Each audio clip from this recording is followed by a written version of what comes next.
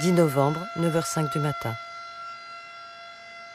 Comme chaque année depuis 1938, la Turquie rend hommage à l'heure de sa mort à son fondateur. Mustafa Kemal, Atatürk, père des Turcs. Celui qui en 1923 avait créé la République de Turquie, point final de l'histoire des Ottomans.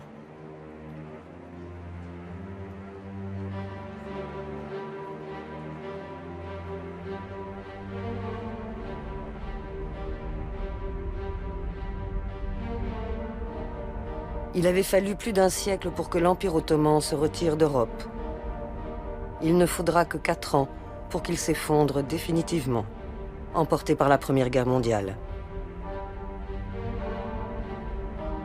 De ces dernières provinces orientales, d'Arabie, de Mésopotamie, de Syrie et de Palestine, va émerger le Moyen-Orient moderne. Des frontières, des États, des fractures qui jamais n'ont cessé de se raviver.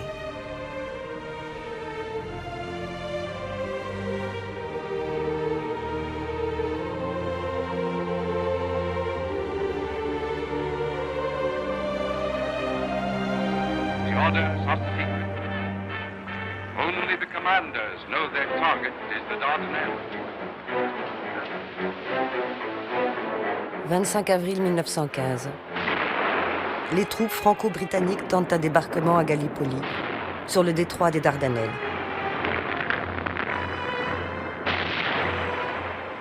L'Empire ottoman est en guerre depuis novembre 1914, du côté de l'Allemagne, de l'Autriche-Hongrie et de la Bulgarie.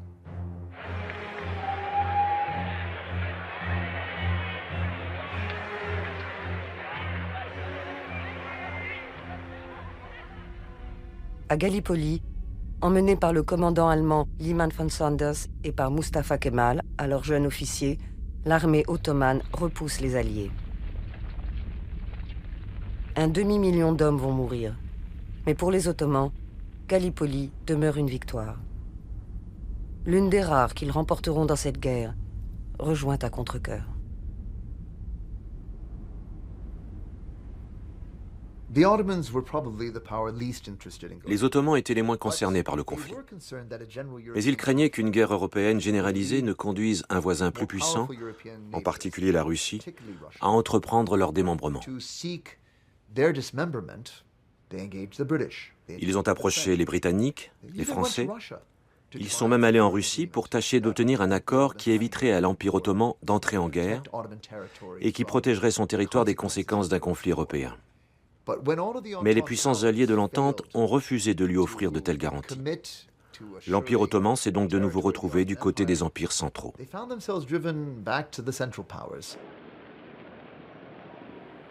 Le gouvernement ottoman est dirigé depuis 1913 par un triumvirat autoritaire et nationaliste issu de la révolution jeune turque.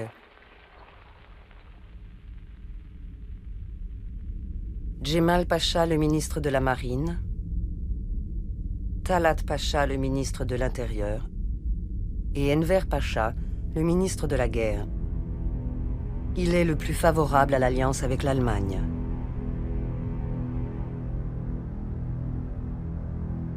Faute d'avoir évité la guerre, les 3 pachas engagent l'Empire aux côtés des troupes allemandes.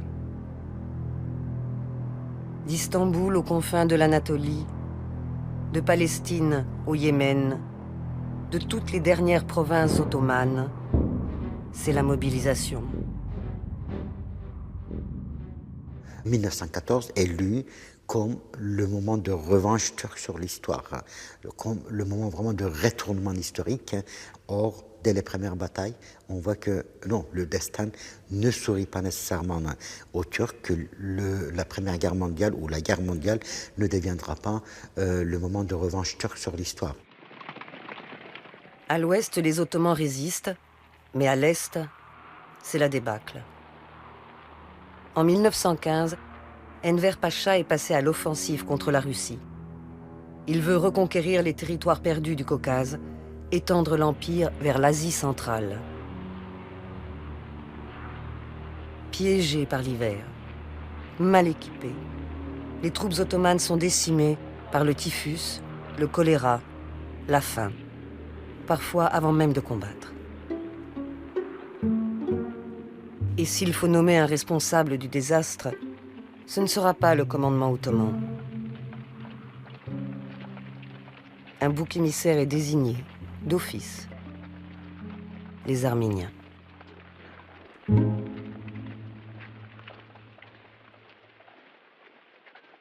Pour les Ottomans, on accuse les Arméniens de collaborer avec les Russes. Selon les chiffres les plus exagérés que la Turquie a pu présenter, il y a eu 8500 Arméniens qui ont collaboré avec les Russes.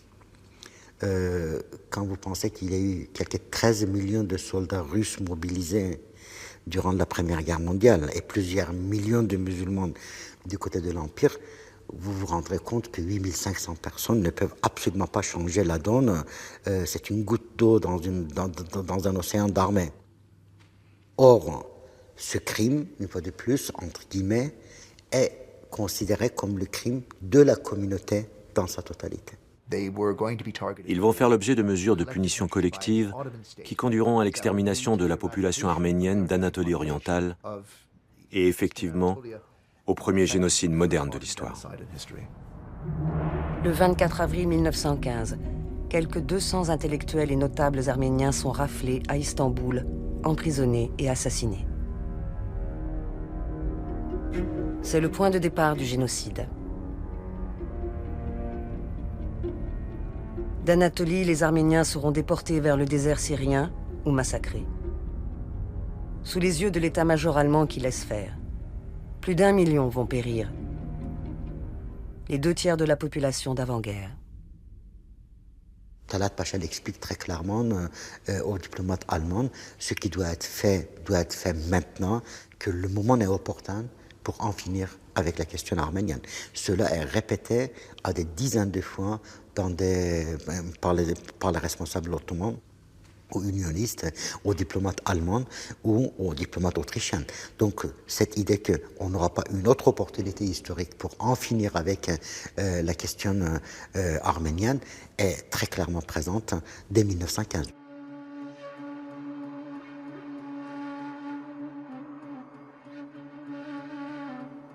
La destruction des Arméniens de l'Empire ottoman confirme son repli. Les populations chrétiennes n'y ont plus leur place. Son noyau dur est turc et sa périphérie musulmane exclusivement.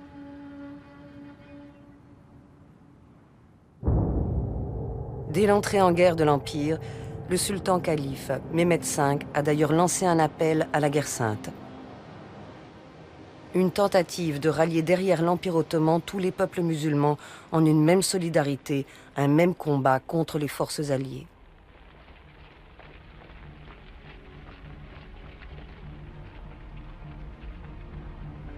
Toutes les frontières de l'Empire sont en jeu.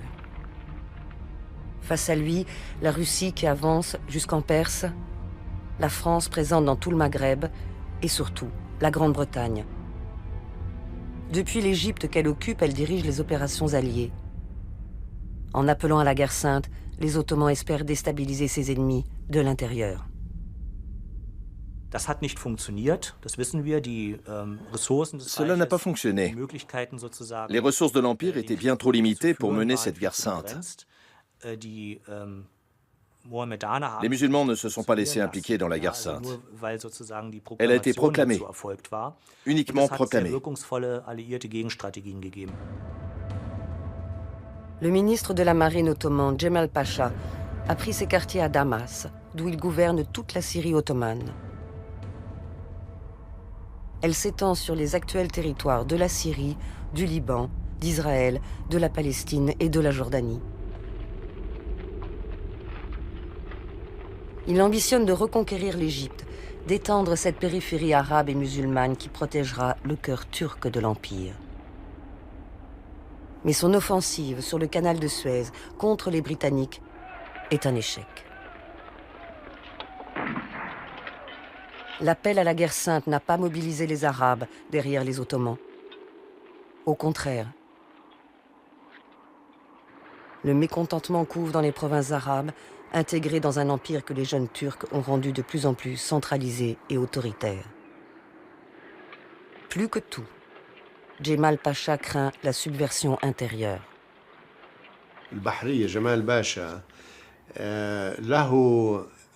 Le ministre de la Marine, Djemal Pacha, disposait d'un vaste réseau d'espions qui ont tout fait pour discréditer les intentions des intellectuels et des hommes politiques arabes. Il existait ainsi un parti important, le parti de la décentralisation ottomane. Il ne réclamait pas l'indépendance, mais il militait pour que les provinces arabes de l'Empire ottoman retrouvent la même autonomie qu'avant-guerre. Il demandait l'utilisation de la langue arabe dans l'enseignement et dans la justice, et qu'on en finisse avec la suprématie de la langue turque.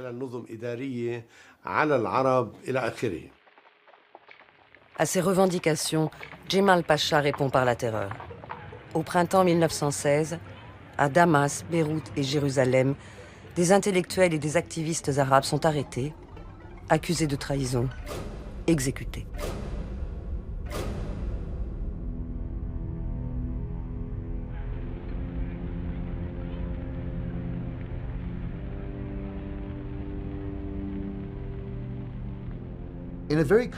En 4 ans seulement, les peuples des provinces arabes ont souffert comme jamais auparavant. Vivre sous le joug ottoman est devenu insupportable pour les citoyens moyens. Leur colère contre l'Empire s'est accrue, comme leur détermination à en sortir. Les Ottomans comptaient sur leur vassal, Hussein, shérif de la Mecque, pour soutenir de son autorité morale leur guerre sainte. Héritier de la dynastie hachémite, Hussein est le protecteur des lieux saints de la Mecque et de Médine. Mais Hussein, lui, veut régner sur tout le désert du Hedjaz et obtenir son autonomie des Ottomans. Refusant de négocier, les jeunes Turcs menacent de le destituer.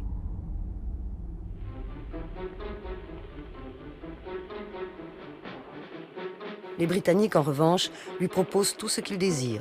L'indépendance des Arabes ottomans, de la Mésopotamie à la Palestine, sous son autorité, en échange de sa révolte.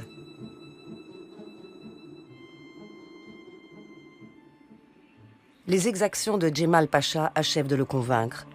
En juin 1916, Hussein appelle les Arabes à se révolter contre l'Empire.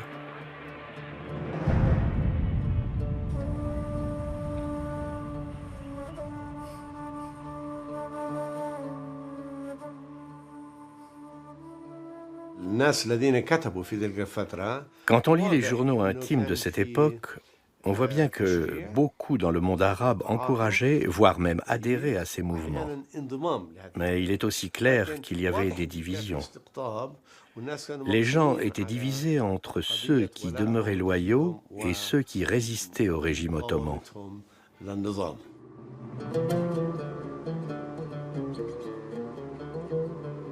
Le fils de l'émir Hussein, Faisal, mène la révolte.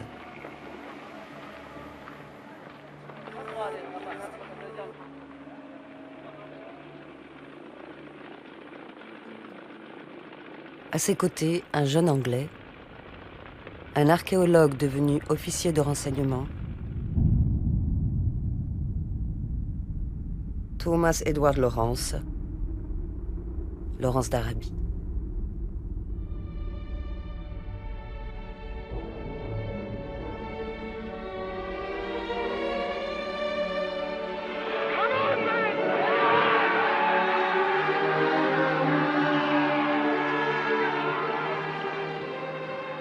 Ensemble, Faisal et Lawrence mènent une véritable guérilla contre l'armée ottomane.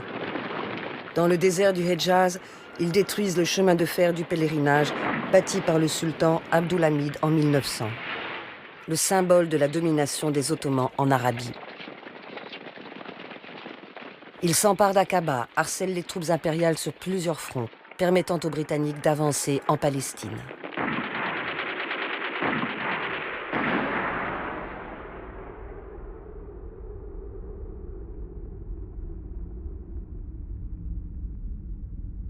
En décembre 1917, le général britannique Allenby rentre victorieux dans Jérusalem. L'arrivée du général Allenby et de ses troupes indiennes, à l'époque la base de l'armée britannique était indienne, a tout d'abord signifié la fin de la guerre et la fin des souffrances causées par cette guerre. Certains pensaient aussi que cela annonçait la fin de l'Empire ottoman et surtout la fin de l'oppression menée par Djemal Pacha et son administration militaire. Fin septembre 1918, Damas tombe. Immédiatement, Faisal y proclame un gouvernement provisoire.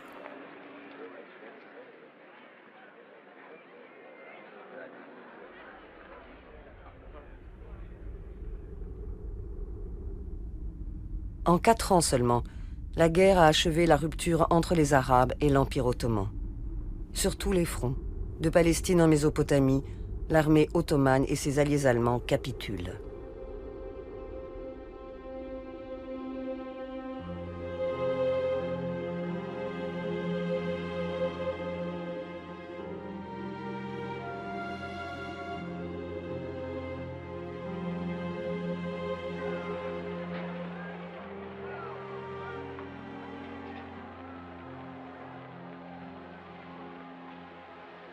Le sultan Mehmed V n'aura pas assisté à la chute de l'Empire. Après sa mort en juillet 1918, son frère Mehmed VI lui succède. Quelques mois plus tard, le 30 octobre 1918, alors que l'Allemagne, l'Autriche-Hongrie et la Bulgarie cèdent aussi sur le front européen, Mehmed VI est contraint d'accepter l'armistice. Le surlendemain, Talat, Enver et Djemal, les 3 pachas qui ont dirigé l'Empire en guerre, s'enfuient à bord d'un sous-marin allemand. Ils abandonnent un pays en ruine, à la merci des Alliés.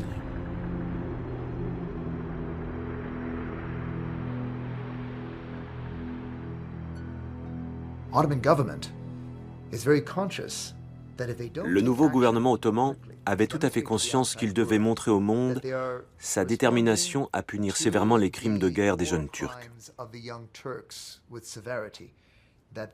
Faute de quoi, il se verrait condamné par les vainqueurs lors des négociations de paix.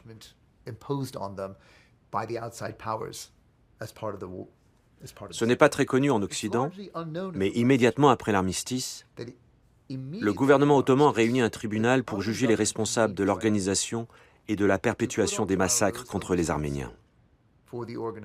Des centaines d'officiels, des plus bas niveaux de l'administration provinciale jusqu'au gouvernement central, ont été arrêtés ou jugés par contumace.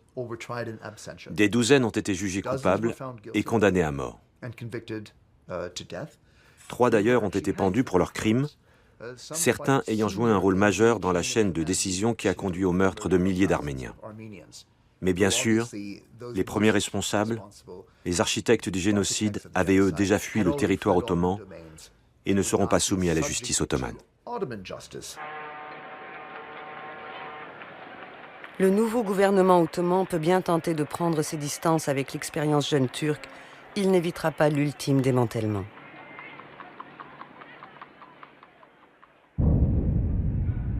La conférence de la paix s'ouvre à Paris le 18 janvier 1919.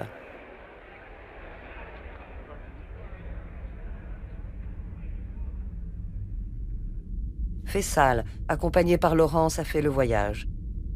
Il est venu rappeler aux Britanniques leurs promesses. La reconnaissance de son grand royaume arabe basé à Damas. Mais les promesses n'engagent que ceux qui y croient. Pendant la guerre, la Grande-Bretagne a secrètement négocié avec la France, son allié contre les Ottomans. Mené par Mark Sykes, un agent britannique, et François-Georges Picot, un diplomate français, les discussions ont débouché sur un plan de partage des provinces ottomanes. Au sud, la Grande-Bretagne s'arroge notamment la Mésopotamie, où elle dispose de plusieurs concessions pétrolières. Au nord, la France revendique la Syrie, où elle ambitionne d'étendre son influence. Elle y a des intérêts anciens. Depuis le XIXe siècle, elle y protège les chrétiens maronites du Mont Liban. Bien entendu, L'accord Sykes-Picot ne fait nulle mention du royaume de Fayçal.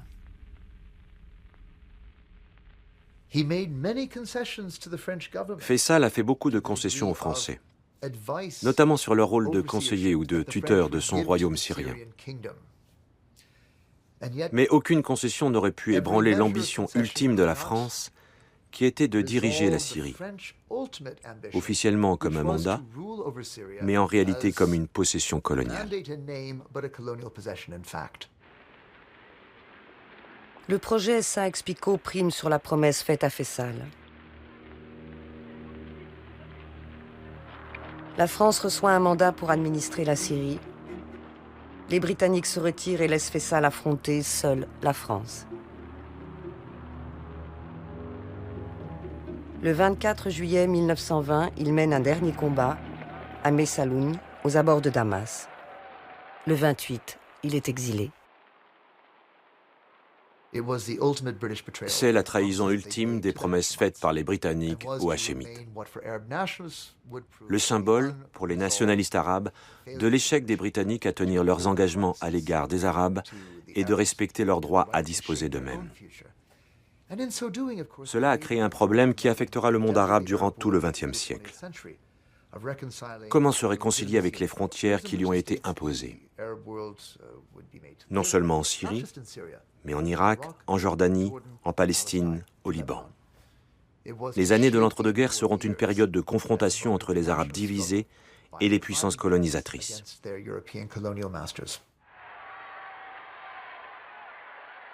De quoi déformer pour toujours la politique arabe.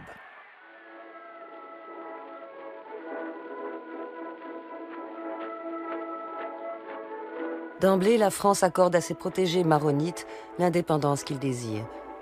Indépendance de l'Empire ottoman, indépendance aussi du reste de la Syrie. Le 1er septembre 1920, à Beyrouth, un nouvel État est créé, le Grand Liban. Pour qu'il soit viable, on adjoint au Mont-Liban les villes côtières de Beyrouth, Tyr, Tripoli, ainsi que les plaines fertiles de la Bekaa. Les chrétiens maronites étaient majoritaires au Mont-Liban. Dans le nouvel État, ils vont se trouver à égalité avec les musulmans, sunnites sur la côte, chiites dans le sud. J'ai pas de doute qu'en 1920, la création du Grand Liban, ou le Liban comme on le connaît aujourd'hui, a été vécu dans l'amertume par la grande majorité des musulmans libanais, d'où naissait un problème d'identité qui va continuer à être source de conflits au Liban. Parce qu'en fait, ce qu'on a au Liban, c'est une situation où l'État donne la primauté aux communautés, les individus sont subordonnés à cet état de choses qui ont empêché l'épanouissement total de la citoyenneté, qui en fait ne peut s'épanouir pleinement que dans un État qui réussirait à prendre une véritable autonomie par rapport aux communautés. C'est ce que j'appelle la condition libanaise. Les Français ont doté le Grand Liban d'une constitution qui partage strictement le pouvoir entre les différentes confessions religieuses. Un confessionnalisme politique rigide, dont le Liban, devenu indépendant en 1943, ne s'est jamais sorti.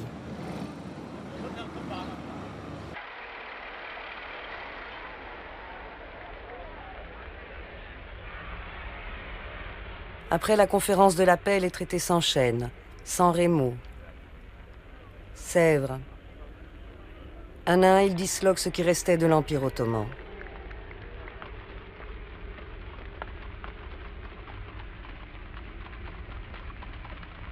Alors qu'Istanbul est occupé par les forces françaises, britanniques et italiennes, le gouvernement ottoman ne peut que se résoudre à ces nouvelles amputations et divisions.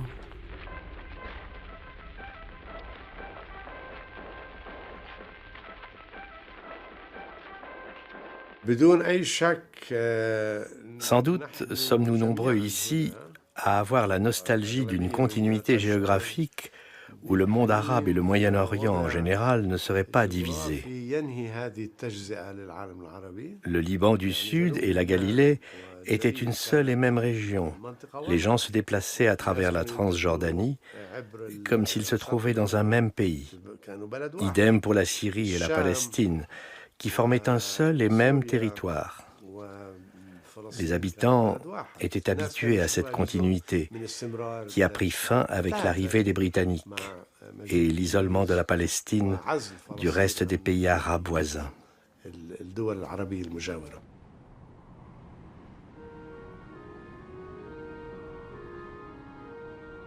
Les Britanniques ont reçu un mandat pour administrer l'ancienne Palestine ottomane. Ils prévoient l'établissement d'un foyer national pour le peuple juif. C'est la réalisation d'une autre promesse de guerre, celle faite au mouvement sioniste, en quête d'un territoire pour accueillir les Juifs persécutés d'Europe. En novembre 1917, la déclaration de Lord Balfour, ministre des Affaires étrangères, était explicite. Le gouvernement de Sa Majesté envisage favorablement l'établissement en Palestine d'un foyer national pour le peuple juif. Les sultans ottomans avaient refusé tout accord avec le mouvement sioniste, même si d'importantes communautés juives étaient déjà implantées depuis l'Antiquité en Palestine, à Jérusalem, à Hébron ou à Safed.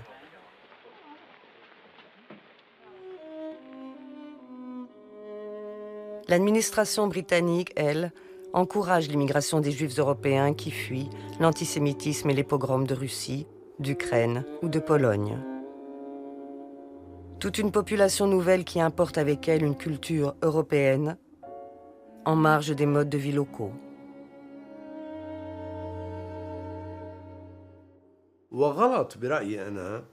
Les relations entre les musulmans et les juifs étaient comparables aux relations entre les musulmans et les chrétiens. Concernant la période ottomane, on ne peut pas parler de séparation antagoniste des juifs et des arabes. On ne peut pas parler des juifs et des arabes. Cette notion n'existait pas. Il y avait des groupes régionaux différents. Parfois, les chrétiens étaient majoritaires dans quelques villages. Parfois, les juifs étaient majoritaires dans certaines villes.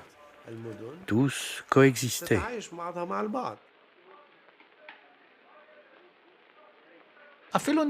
Prenons la vieille ville de Jérusalem. Nous sommes habitués à penser qu'il existe 4 quartiers distincts. Un quartier juif, un quartier musulman, un quartier arménien et un quartier chrétien. Nous sommes persuadés que chaque quartier est exclusif, mais ce n'est pas vrai.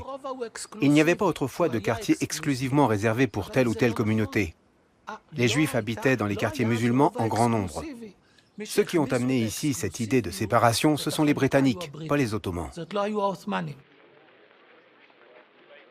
Ce sont en effet les Britanniques qui divisent la vieille ville de Jérusalem et imposent la mention de la religion sur les passeports, séparant juifs et musulmans.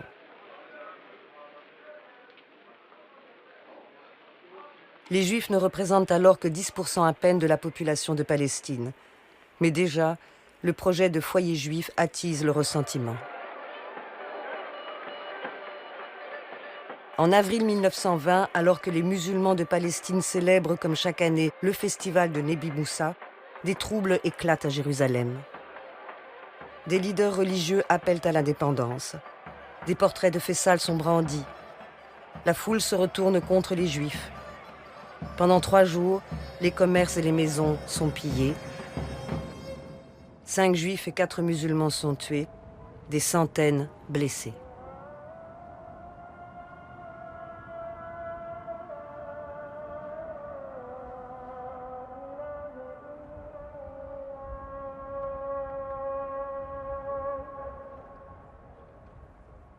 «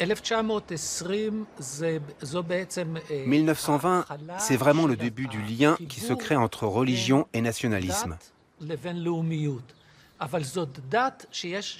Mais dans ce sens où la religion donne une force supplémentaire au nationalisme ethnique.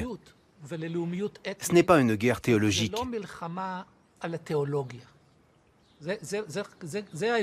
C'est ça la différence entre le Moyen-Âge et notre époque. Ce n'est pas un conflit théologique, c'est un combat entre des groupes nationaux ethniques. La religion entretient l'exclusivité ethnique et permet de rejeter l'autre.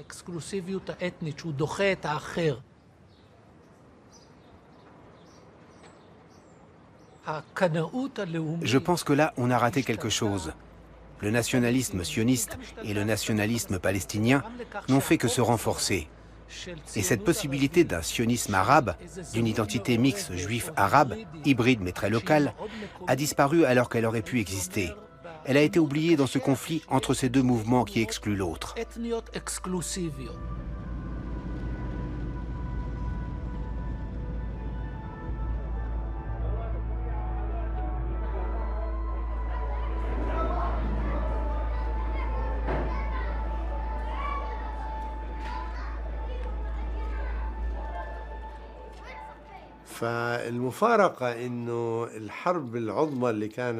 L'ironie, c'est que la Grande Guerre devait signifier la fin des divisions et des tragédies qui allaient avec. En réalité, elle a donné lieu à de nouvelles séparations. Elle a renforcé le sectarisme et contribué à l'émergence des nouveaux conflits confessionnels.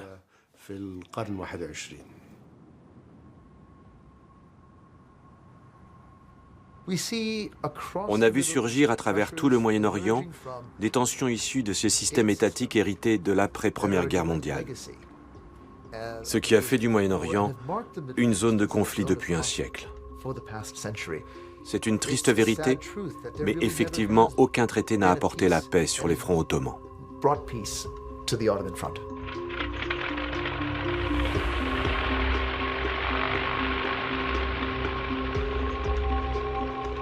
Comment répondre au chaos créé par le partage du monde ottoman? Incapables de réconcilier projets sionistes et aspirations arabes, les Britanniques ont ainsi décidé de diviser la Palestine. Le foyer juif sera établi sur la rive ouest du Jourdain uniquement. La rive est, soit les 3/4 de l'ancienne Palestine ottomane, devient-elle la Transjordanie, actuelle Jordanie. Elle est confiée à Abdallah, le frère de Faisal.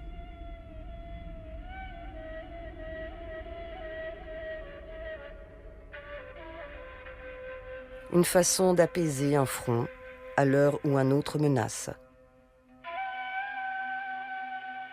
En juin 1920, une grande révolte a en effet éclaté en Mésopotamie, placée également sous mandat britannique.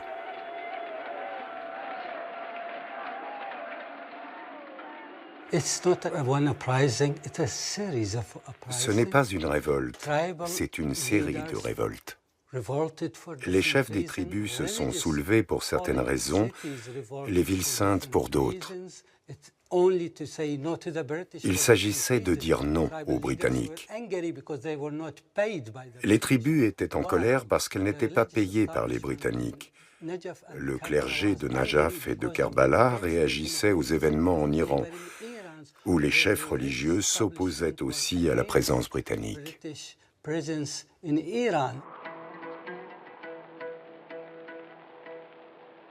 La Mésopotamie ou Irak est un territoire stratégique. 3 provinces ottomanes la composent. La province de Bagdad, où se mêlent populations sunnites, chiites, juives et chrétiennes, Mossoul, qui est majoritairement kurde, et Bassora, majoritairement chiite. Les Ottomans avaient conquis la Mésopotamie pour se protéger de leur grand rival chiite, l'Empire perse, futur Iran. Les Britanniques, eux, la convoitent depuis le XIXe siècle, autant pour ses ressources en pétrole que pour sa position sur leur route des Indes. Mais après la révolte de 1920, il n'est plus question de coloniser la Mésopotamie. Dès lors, comment se désengager tout en maintenant ses intérêts? C'est tout l'enjeu de la conférence réunie au Caire en mars 1921 par le nouveau ministre des colonies, Winston Churchill. Parmi les 40 conférenciers, une seule femme, Gertrude Bell. Elle va écrire l'histoire de l'Irak.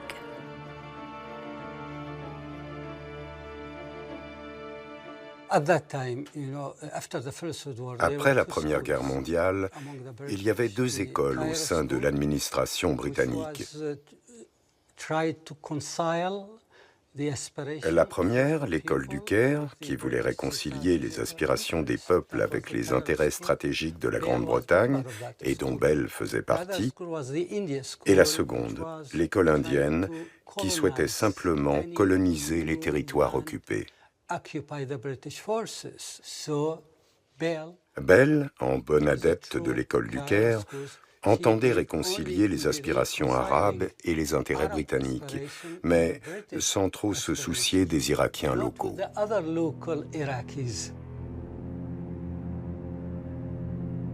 Gertrude Bell est une archéologue britannique reconnue et aussi un agent de renseignement.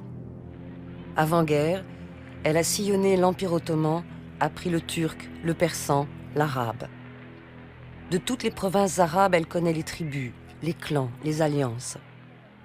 Pendant la guerre, elle s'est rapprochée de Thomas Edward Lawrence. Comme lui, elle croit en une alliance avec les Hachémites d'Arabie. Après la guerre, Londres la charge d'élaborer un plan pour la Mésopotamie. À la conférence du Caire, elle en expose les grandes lignes. Fonder un royaume d'Irak, autonome mais loyal aux intérêts britanniques, et placer à sa tête l'ancien allié trahi et abandonné, Faisal, fils du shérif Hussein.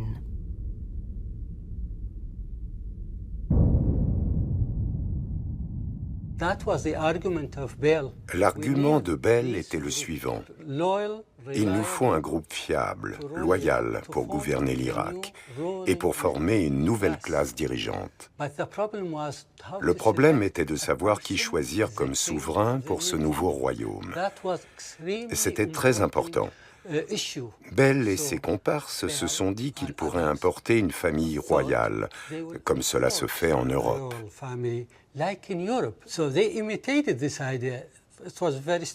C'était vraiment stupide de ne pas avoir choisi quelqu'un qui venait d'Irak.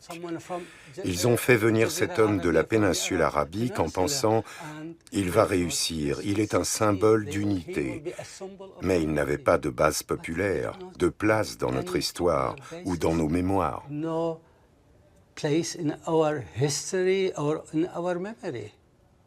Nous étions une société divisée, rassemblée par la force. Gertrude Bell ne ménage pas ses efforts pour imposer Faisal. Elle le présente aux chefs locaux, le conseille et le forme. Elle le croit capable de diriger cet État d'Irak improbable qu'elle est en train d'inventer. Un État d'Irak dont la population sera au final majoritairement chiite, mais qu'elle confie à un prince sunnite venu d'ailleurs. En août 1921, Faisal est couronné roi d'Irak. Faute d'hymne national, l'orchestre entonne « God Save the King ».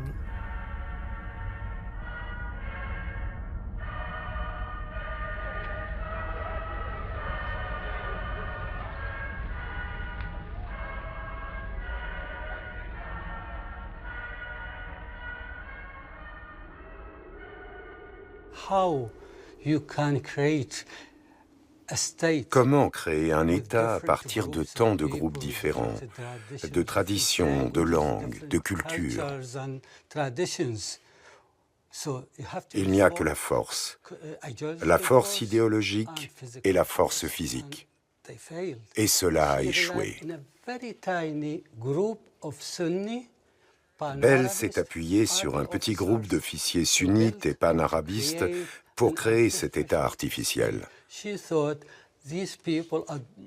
Elle pensait qu'ils étaient une force modernisatrice, qu'ils réussiraient à fonder un État moderne.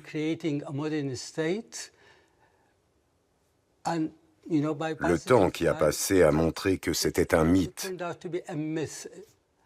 2003 a mis fin au projet de Bell.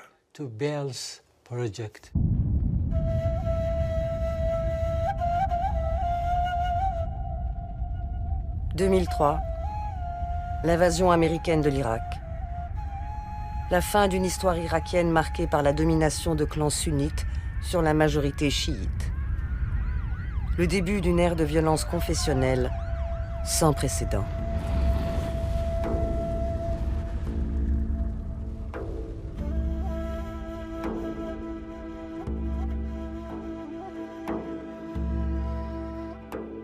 Nous avons remplacé une armée dominée par les sunnites par une armée dominée par les chiites. Nous n'apprenons pas de nos erreurs.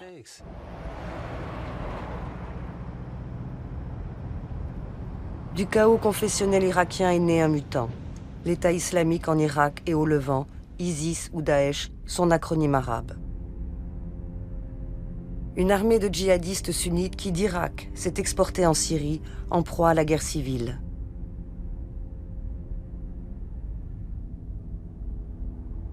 En 2014, son leader, Abu Bakr al-Baghdadi, a proclamé un nouveau califat sur les territoires de l'Irak et de la Syrie. Un appel à abattre les frontières héritées de l'accord Sykes-Picot et à détruire l'ordre imposé sur les ruines de l'Empire ottoman.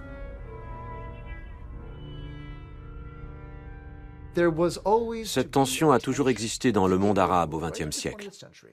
Cet attrait pour une solution transnationale, porté par ceux qui croiront toujours plus légitime d'unifier les Arabes et de dissoudre les frontières coloniales dans un vaste projet national arabe.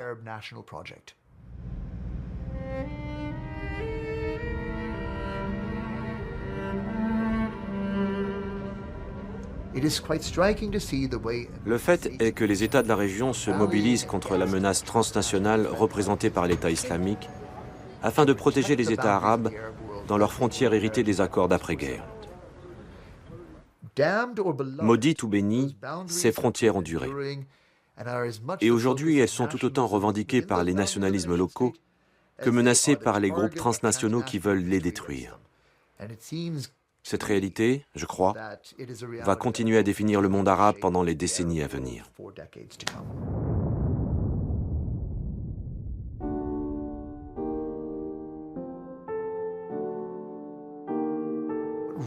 Ce qui questionne l'Irak aujourd'hui, ce sont aussi les aspirations des Kurdes à réaliser leur ambition nationale. En Irak comme en Syrie, les Kurdes sont en effet en première ligne face aux avancées de l'État islamique. Rappelant au monde le destin d'un peuple à l'histoire ancienne, à la culture et à la langue singulière. Ni arabe, ni turc, dispersés entre les actuels Irak, Syrie et Turquie. Un peuple sans État. Le grand oublié du partage de l'Empire ottoman.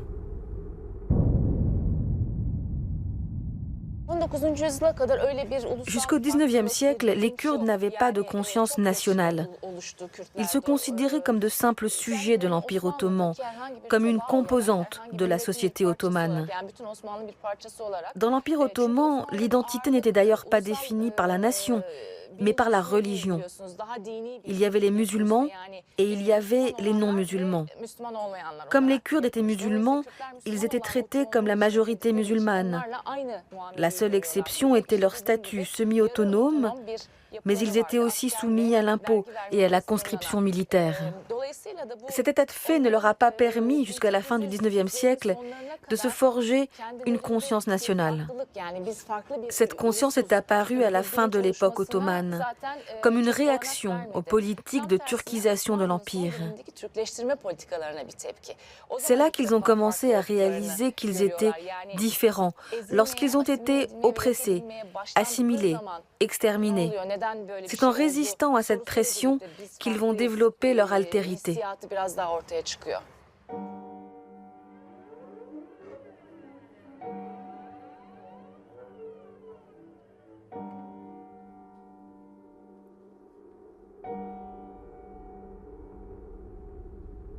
Après la défaite des Ottomans, les Alliés ont pourtant envisagé de doter les Kurdes d'un État. C'est l'une des dispositions du traité de Sèvres qui règle en détail le sort de l'Empire ottoman. Il prévoit un territoire autonome pour les Kurdes, en Anatolie orientale, aux côtés d'une grande Arménie. L'Empire ottoman se réduit alors à la région d'Istanbul et à l'Anatolie de l'Ouest. Mais Sèvres ne sera jamais appliquée. En Anatolie, la révolte gronde contre le pouvoir ottoman. Ce pouvoir affaibli et discrédité qui a accepté l'humiliation du traité de Sèvres.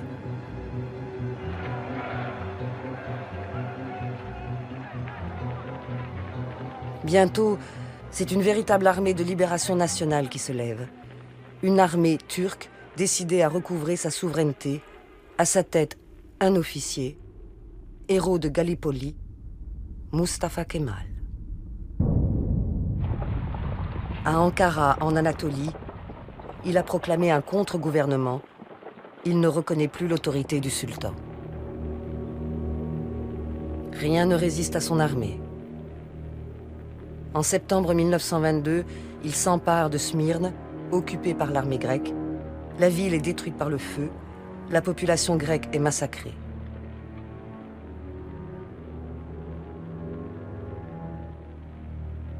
Ils soumettent aussi les dernières troupes fidèles au sultan. Mehmed VI est contraint d'abdiquer. La famille impériale s'exile.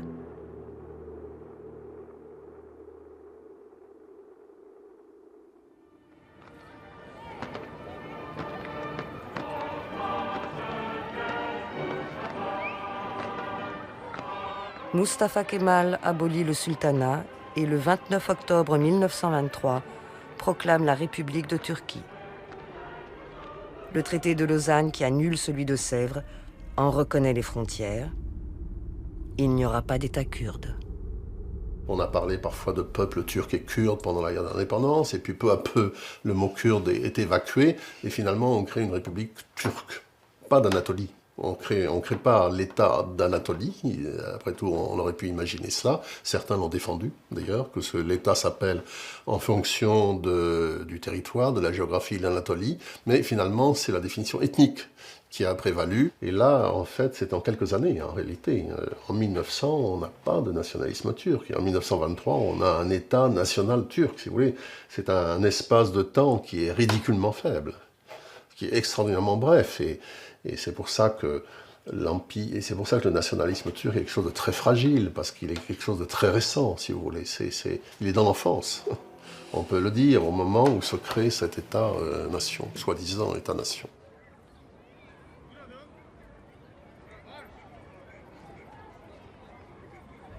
La nouvelle République définit la nation.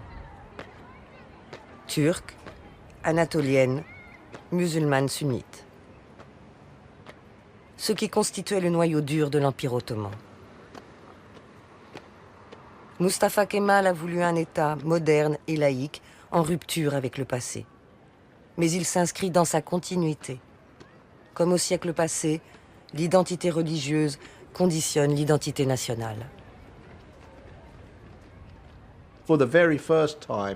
Pour la toute première fois dans l'ère moderne, émerge un État musulman qui se permet de dire à des États chrétiens où s'arrêter. C'est cela la victoire d'Atatürk.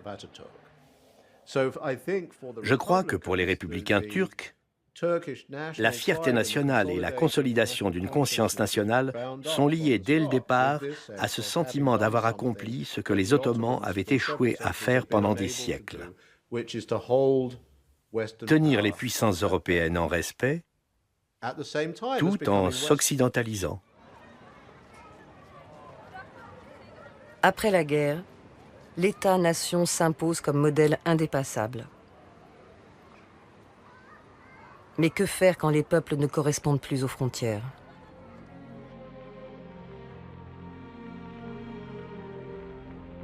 La Grèce et la Nouvelle Turquie ont opté pour une solution radicale. Dès 1924, 500 000 musulmans sont expulsés de Grèce et près d'1 million de Grecs ottomans, chrétiens, doivent quitter la Turquie.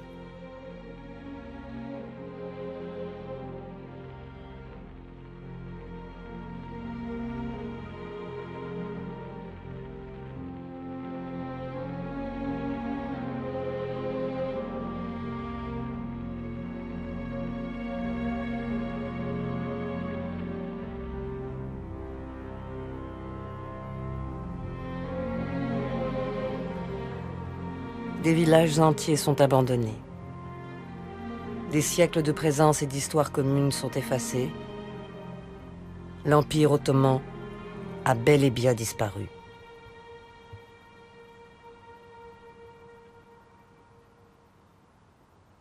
Je pense que tout empire est par définition démesuré. Territorialement démesuré, démesuré aussi de par sa composition. Un empire peut se maintenir tant qu'il n'y a pas d'exigence de citoyenneté. Du moment où vous êtes en face de la revendication de citoyenneté, vous êtes en face du phénomène de la cité. Il faut fonder la cité. Mais sur quelle base peut-on fonder la cité? Est-ce que ce sera une base ethnique? Est-ce que ce sera une base linguistique? Est-ce que ce sera une base confessionnelle? Je crois que l'Empire ottoman, pas plus que l'Empire russe, pas plus que l'Empire austro-hongrois, n'a pas pu résoudre cette question-là. Donc, en un sens, le déclin dans le contexte historique du 19e, 20e siècle était inévitable. Sauf que ce déclin n'avait pas nécessairement à prendre cette forme-là.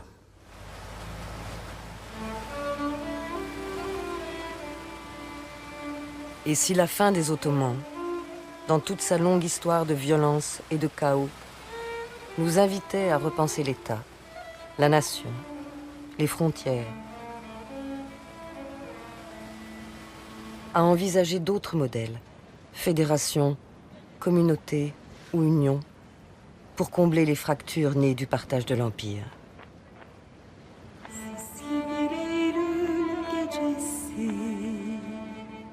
Des fractures qui, des Balkans au Moyen-Orient, menacent toujours l'équilibre du monde. Çözülmez bir aşk